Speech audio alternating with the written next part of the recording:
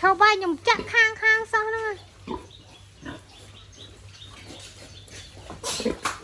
đi chơi ngày thưa ăn đằng này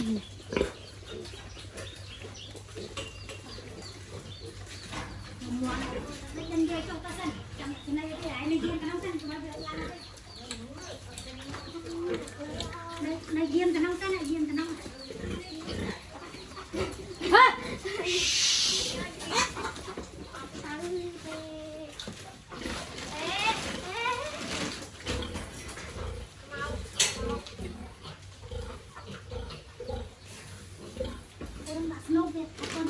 đằng thơm tới Việt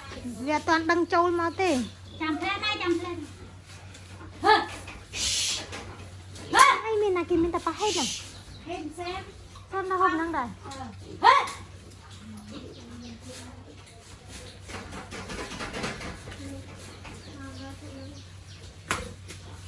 ai nơi cho diêm nó này ai nơi này muốn diêm chú ăn diêm chú tây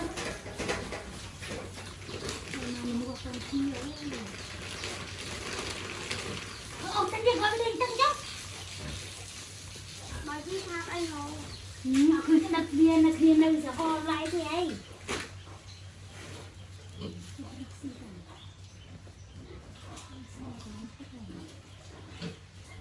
nhớ cái em đưa cho này đừng ngồi